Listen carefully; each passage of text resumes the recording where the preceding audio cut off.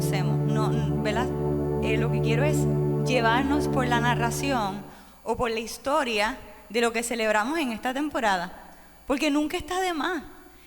Nosotros en la Catacumba tenemos ¿verdad?, la tendencia aquí de que decimos que no vamos a aferrarnos a dinámicas culturales y a estas costumbres que pueden crear que nosotros nos acostumbremos tanto a las cosas que pierdan su significado, ¿verdad?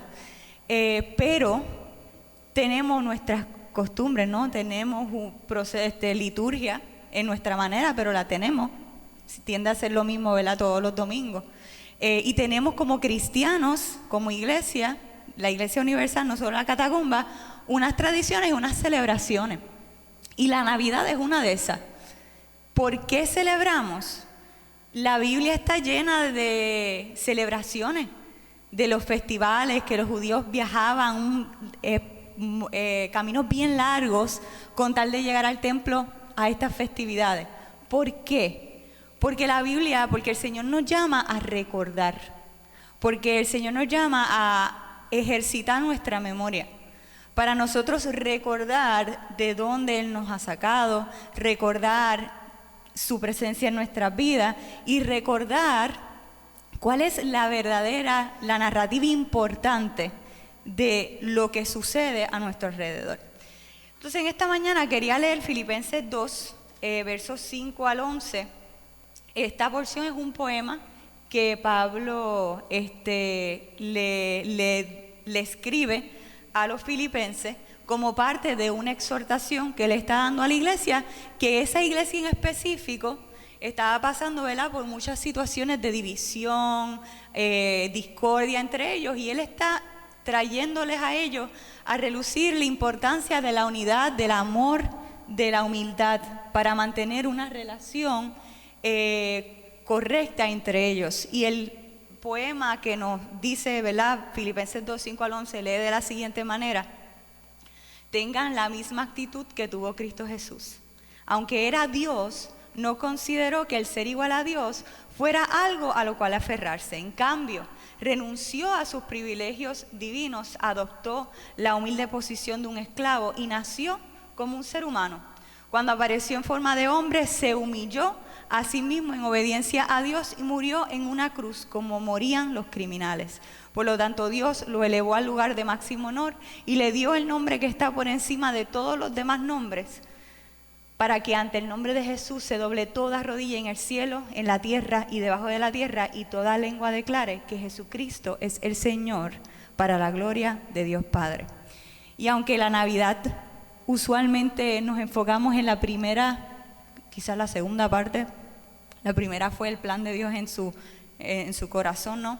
Pero esa segunda parte de su plan, que es solamente el nacimiento, en este poema vemos la historia completa, ¿no? Desde el nacimiento hasta la glorificación de Jesús.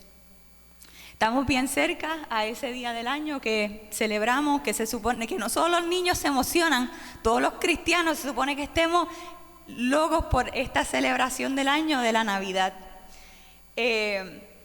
Y quizás podríamos cuestionar la elección de la porción bíblica. Pude haber usado una porción, quizás hablar de los pastores o de María o José en medio de esa situación, ¿verdad? Su fidelidad, su nobleza y su amor hacia María. Pero entiendo pertinente repasar estos detalles completos y nosotros repasar la historia que ya conocemos, para que el tiempo que estos 10 días que nos quedan antes de ese día de Navidad, donde muchas veces se enfoca más en los regalitos y en todo este revolú de tener que buscar, ¿verdad?, los regalos que le vamos a dar a otro y cómo va a ser nuestro plan ese día, que hay que movernos de casa a casa, quién va a venir, quién va a cocinar, podamos enfocarnos en lo que realmente es importante y por qué es importante y qué significa.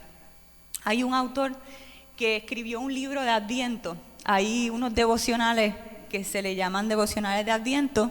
Esto básicamente son 20-25 días de devocionales con porciones bíblicas y diariamente tú los puedes utilizar para ir preparándote para ese día del 25 de diciembre.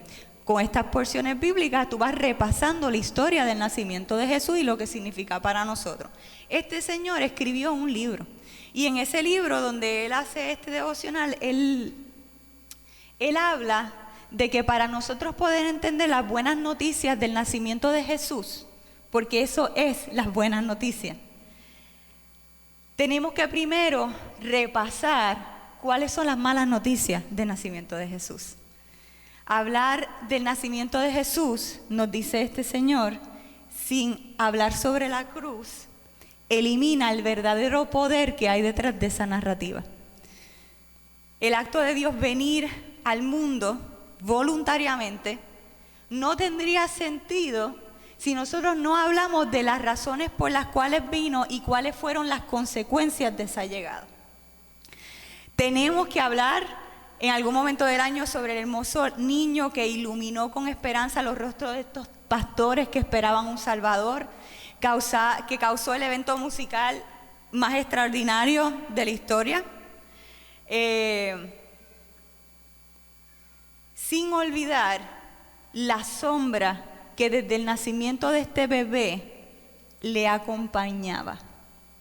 La noche donde se iluminó los rostros de todos los que tuvieron visibilidad de este niño, había una sombra ahí sobre este niño que iluminaba al mundo. Porque este niño que nació en un portal y es recordado año tras año en estampas, ¿verdad? Los nacimientos, bien colorido, solemne, con muchas ovejitas y vaquitas blancas, relucientes, los burritos bien tranquilos, sin hacer ninguno de esos ruidos raros que ellos hacen, burros mudos recostados al lado de este niñito. Este niño nació donde dormían los animales que en la casa se separaban para ser sacrificados. Su primer respiro fue el olor a muerte, a estiércol y a la pura necesidad del humano de ser rescatado. La luz resplandeciente de la cual habla el profeta Isaías entró a la oscuridad de este mundo casualmente, no tan casual, una noche. Y entró porque la oscuridad que la entenebrecía no se encontraba en los alrededores del mundo, sino en la profundidad del corazón de aquellos que habitan ese mundo.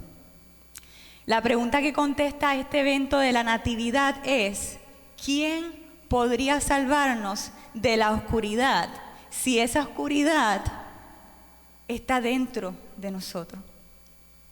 Y estas son las malas noticias, antes de llegar a las nuevas noticias que queremos repasar.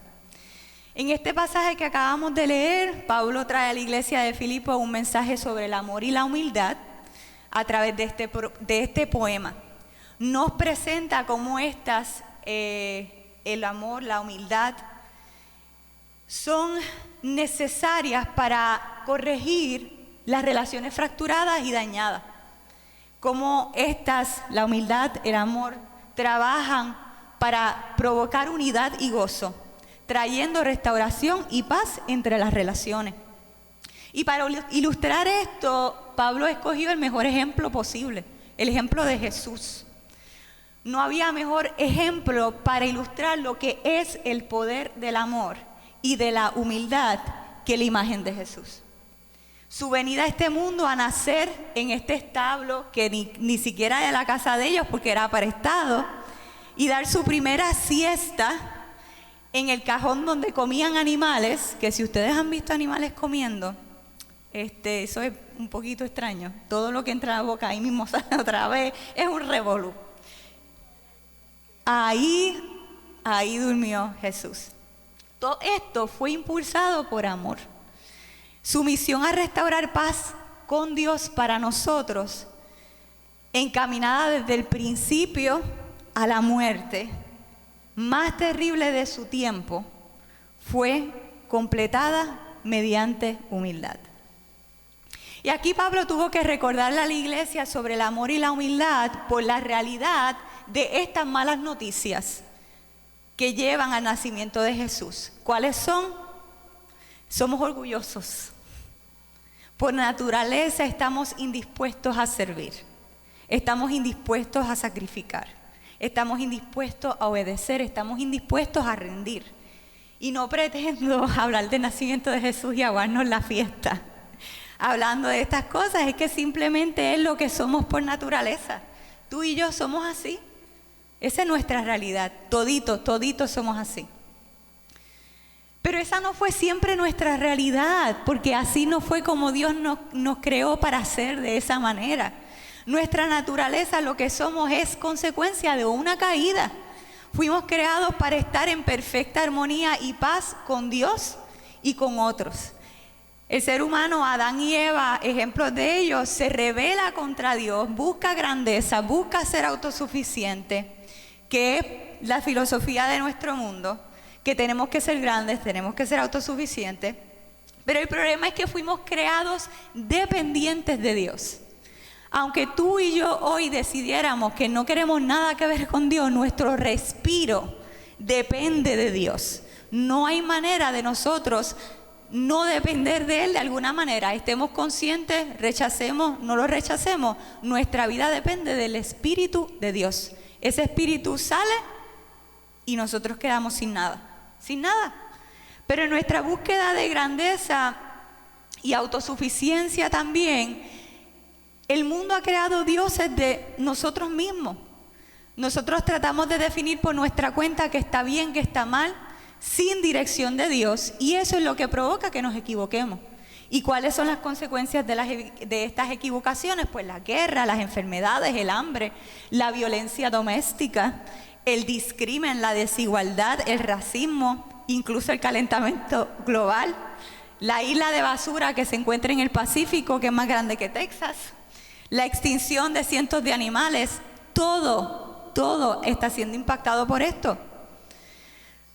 Son todas consecuencias de la decisión continua del ser humano de buscar una vida independiente de Dios, ellos mismos identificando qué entienden que es bueno, qué entienden que es malo, sin que Dios nos dirija.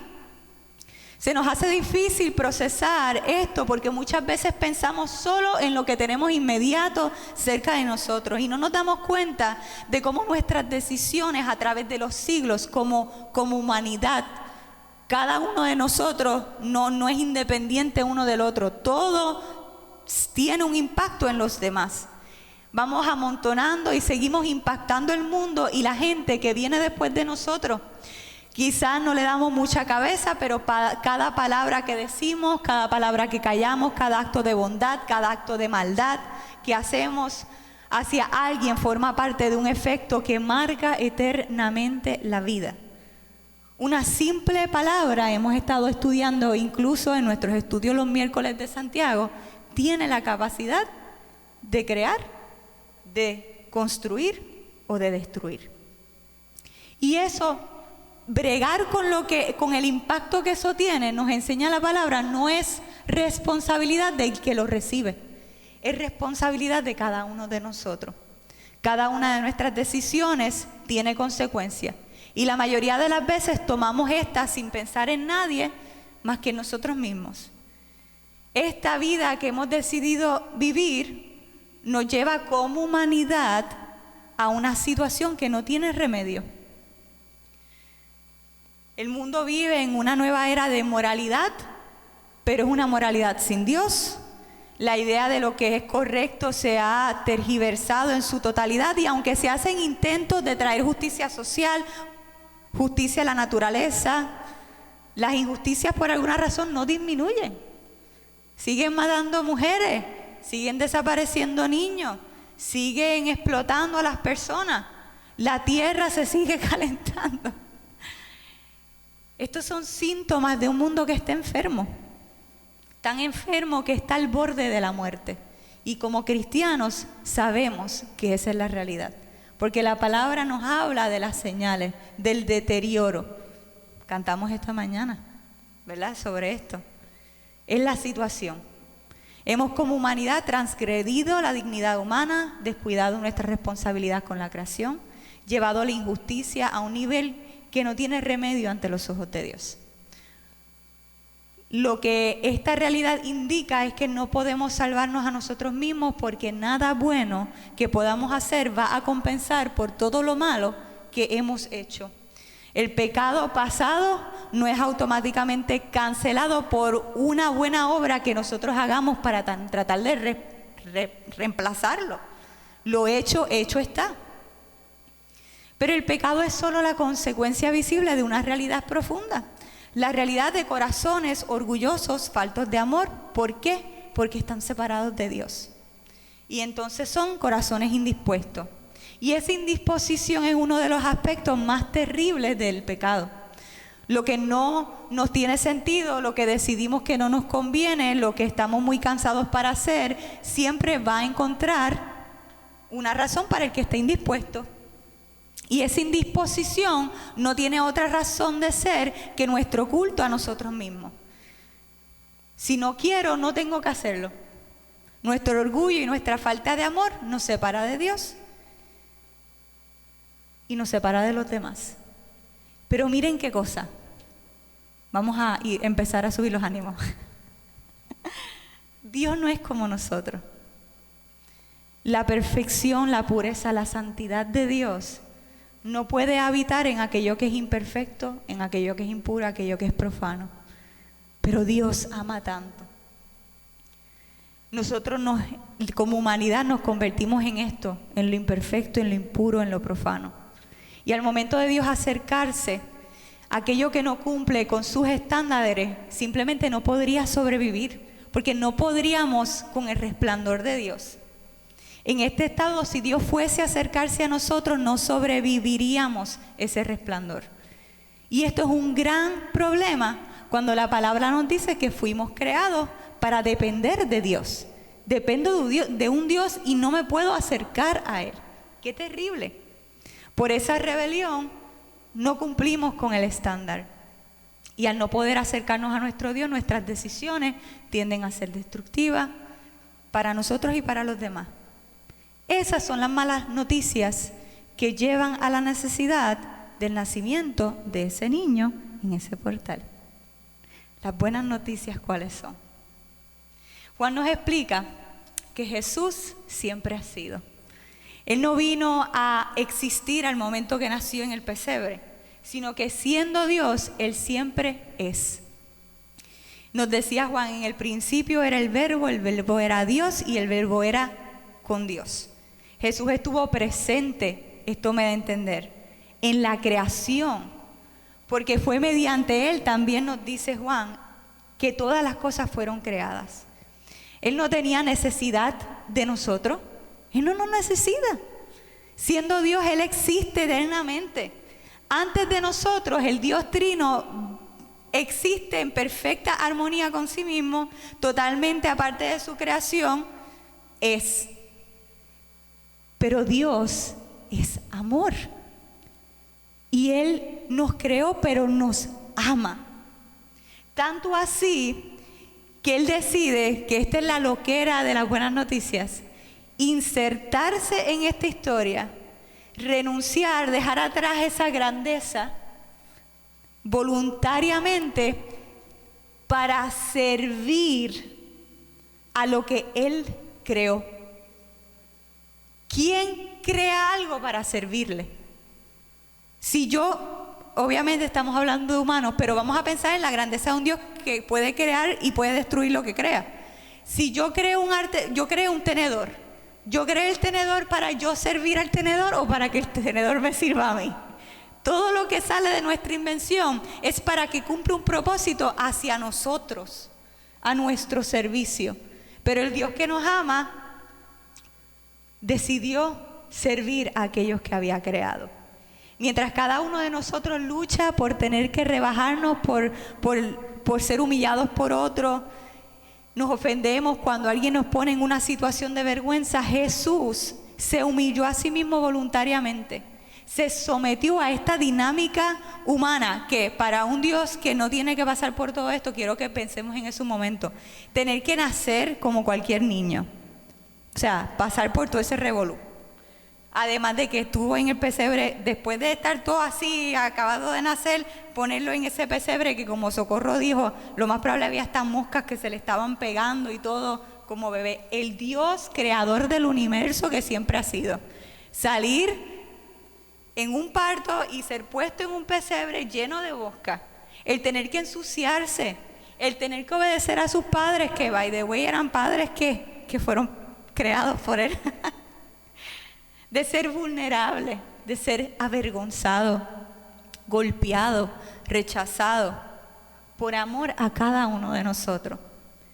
Y eso fue doloroso. En el tiempo de Navidad nuestros árboles se ven bonitos, las luces hacen brillar nuestros ojos, los nacimientos se ven preciosos en todas sus versiones. Pero este proceso fue un proceso de dolor que Dios voluntariamente quiso someterse a ello por amor a nosotros. Dios vino a este mundo en la persona de Jesús a vivir de la manera que nosotros fuimos creados para vivir, pero que por nuestras cuentas no estaríamos dispuestos a hacerlo. Y vino a morir la muerte que cada uno de nosotros merecíamos para resucitar, derrotando esa muerte y darnos la oportunidad de vivir entonces la vida que nos tocaba, que fuimos creados para vivir, simplemente porque es que no había otra manera de hacerlo. Y los amó lo suficiente para hacerlo. Las buenas noticias del nacimiento de Jesús tienen que ver con un Salvador que nació para rescatar de ellos mismos a personas indispuestas, porque no existe otra manera para poder hacerlo. Y por eso recitamos en este poema que Dios exaltó a Jesús a lo sumo y le otorgó el nombre que está sobre todo nombre, para que ante el nombre de Jesús se doble toda rodilla en el cielo y en la tierra y debajo de la tierra, y toda lengua confiese que Jesucristo es el Señor, para gloria de Dios Padre. Isaías nos habla sobre este nombre. En Isaías 7 dice: una virgen concebirá y dará a luz un hijo y le pondrá por nombre Emmanuel, que quiere decir Dios con nosotros. Pero también le nombra, ¿verdad? Usa otros nombres para hablar de él. Dice: porque este niño que nos es nacido, hijo nos es dado, y el principado sobre su hombro, y se llamará su nombre admirable, consejero, Dios fuerte, Padre eterno, príncipe de paz. ¿Qué significa esto para nosotros?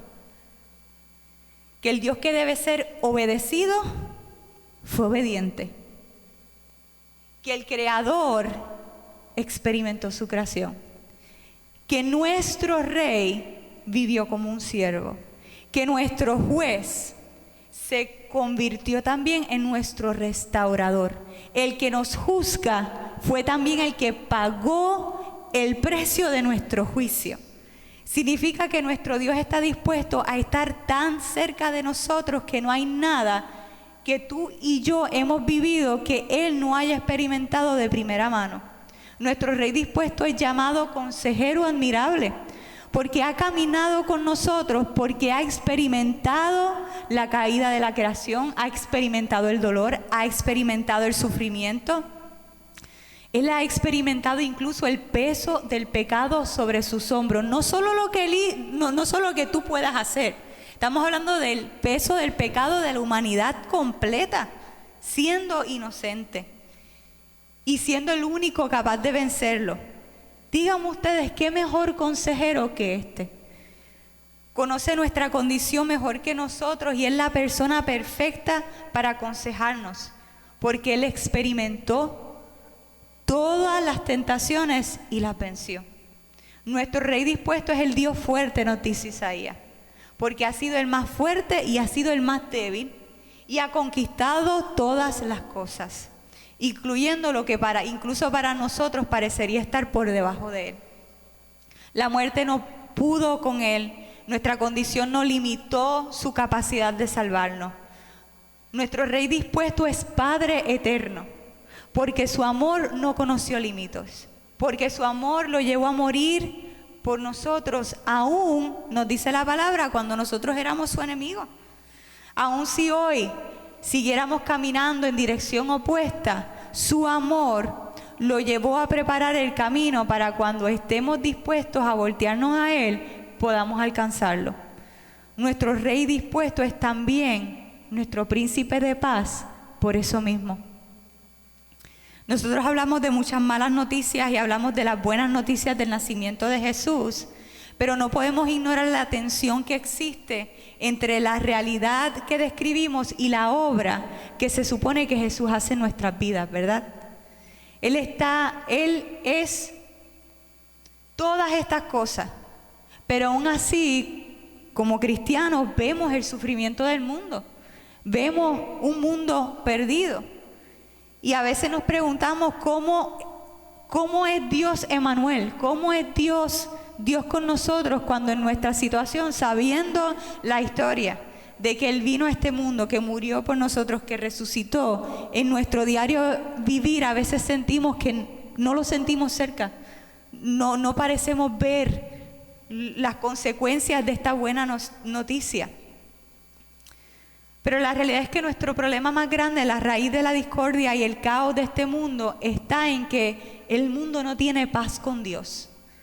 Nuestras relaciones con otros y nuestras relaciones con el mundo, con la naturaleza, carecen de armonía y carecen de paz porque no teníamos paz con nuestro Dios. Dios siempre ha estado dispuesto a perdonarnos, pero el perdón tiene un precio y alguien tiene que asumir esas consecuencias. Si nosotros hubiésemos cargado con ella, no hubiésemos sobrevivido. Todo hubiese acabado para nosotros, pero Dios nos ama demasiado. Y al ser nosotros incapaces de producir bien por nuestra cuenta, el nacimiento de Jesús fue una declaración de amor. Al tomar forma de humano, Jesús declaró: hasta aquí llega, no más. Merecemos castigo, pero yo lo voy a tomar. Merecemos separación, pero yo voy a tomarlo. No merecemos ser bienvenidos ni aceptados, pero yo ofreceré a mí mismo y a través de mi vida y mi muerte, yo voy a restaurar paz entre tú y Dios. Su sacrificio en la cruz fue la prueba de su declaración, limpiando esa marca de nuestra rebelión para que así el Espíritu Santo pudiese habitar en nosotros y dirigir nuestros corazones a producir el bien que nace de una perfecta armonía con el Creador de nuestro ser. Jesús ha traído con Él la luz para iluminar nuestro camino fuera de esa perdición. Y cada uno de nosotros ha sido bendecido con la posibilidad de esta luz. Aceptar a Cristo, asumir su actitud de amor y humildad, nos hace entonces también a nosotros agentes de esa restauración.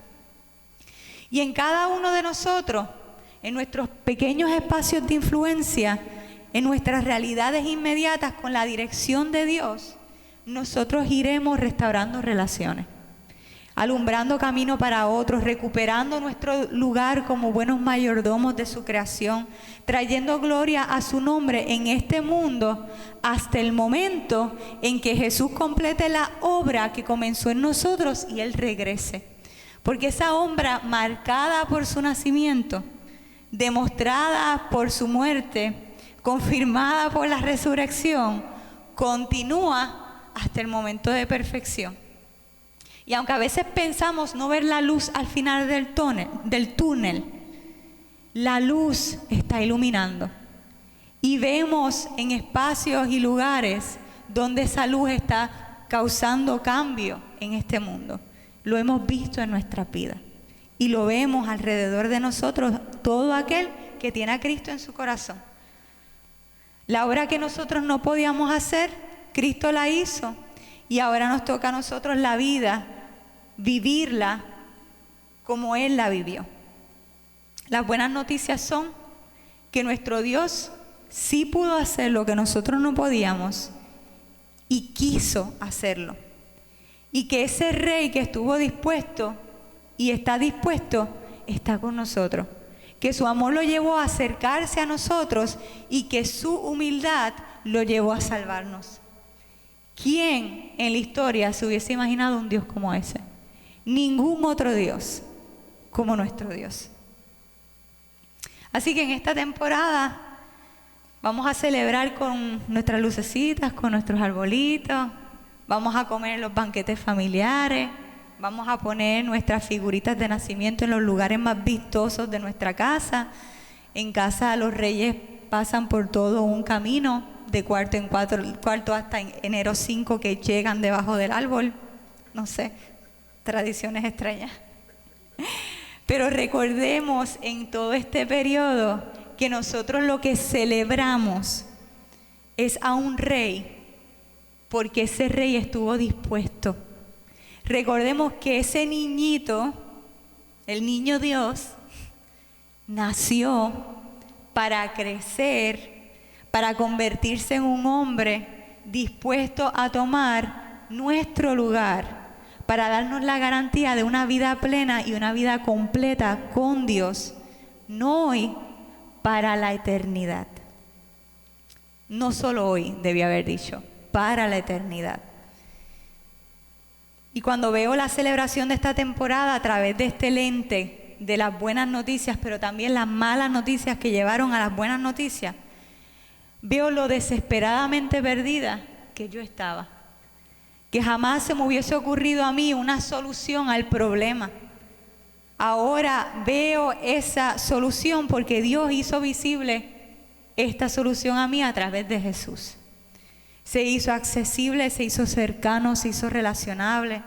Su estatus como deidad, ese estatus de Dios todopoderoso, no lo hizo indiferente a lo que yo sufría. Él echó esto al lado con tal de rescatarme. Y sabiendo que esto es lo que ha costado, que esto es lo que ha significado mi salvación, ¿cómo no tener la misma actitud de Cristo? ¿Cómo no ejercitar el mismo amor, la misma humildad y tener un espíritu de gratitud y contribuir a sanar este mundo que Él ha creado por Él, a través de Él, para Él? Y en este tiempo que celebramos a nuestro Señor, también es un tiempo para reflexionar y meditar en cómo nosotros seguir viviendo una vida de gratitud que emule la obra que Jesús hizo en nuestras vidas para poder seguir compartiendo la salvación que Él nos ha dado con los demás. Pongámonos de pie. Y oremos que en este tiempo que nosotros celebramos, pues también siga siendo un tiempo de compromiso, un tiempo de imitar la actitud de Cristo, que ha sido la actitud que nos ha traído a Él. Amén. Amén. Señor, te damos gracias. Te bendecimos, Dios, por este tiempo que tenemos para poder recordar todas las cosas hermosas, Señor. Dios mío, este tiempo de Navidad, este periodo, Señor, que nos obliga a pensar y a meditar en este momento histórico, Señor. Un momento que no pasó en un cuento, que no es algo que creemos y ya no, es que sucedió. Lo recordamos, Señor, para recordar nuestra necesidad de ti. Y no solo nuestra necesidad de ti, más que todo recordar la grandeza de tu amor por nosotros, Señor. Tú, Dios mío, que no necesitas de ninguno de nosotros, decidiste por amor rescatarnos. Decidiste por amor darnos una salida, Señor, a nuestras malas decisiones, a nuestra oscuridad, Dios mío. Decidiste, Señor, hacer lo impensable con tal de rescatarnos, de darnos vida, Señor, de garantizarnos lo que tú habías puesto ante nosotros, que con muchas acciones, en pensamiento, con nuestras actitudes muchas veces rechazamos, Señor. Pero tú, Dios mío, has sido un Dios fiel y bueno. Y te damos gracias, Señor, por amarnos tanto. Te damos gracias, Señor, por tu grandeza, por tu fidelidad. Y celebramos esto, Señor. Celebramos al Dios extraordinario que nos amó tanto, que mandó a su único Hijo para que nosotros no nos perdiéramos, sino que pudiéramos ser salvos. Y Señor, venimos ante ti presentándote nuestro corazón y pidiéndote que durante este tiempo de reflexión también pensemos en cómo vivir agradecidos por lo que tú has hecho por nosotros. En que nos muestres, Espíritu Santo, las maneras en las cuales nuestro corazón y nuestra mente tiene que seguir siendo transformado para vivir a la altura de la obra extraordinaria que has hecho, la vida que tú nos has dado para nosotros vivir, Señor. Queremos vivirla como tú quieres que la vivamos, Dios. Abre nuestros ojos, abre nuestro corazón y crea en nosotros disposición como la disposición de Jesús. Que nada, Señor, nos aferremos de nada, de tal manera, Señor, que perdamos de vista nuestra meta y nuestro premio, Señor, que eres tú mismo, Señor. Y que el gozo, el amor, la humildad que tú estás creando en nuestras vidas y en nosotros sea algo que aprendamos y podamos compartir con otros, para que todo aquello que aún no han conocido la luz de tu amor puedan conocerla, Señor. Llénanos, Dios, de gratitud. Llénanos, Señor, de una necesidad insaciable de compartir la grandeza de lo que tú has hecho en nuestras vidas con los demás, para poder seguir, Señor, trayendo también a otros a ti, Señor, a tu encuentro. Te damos gracias, Señor, en el nombre de Jesús. Amén.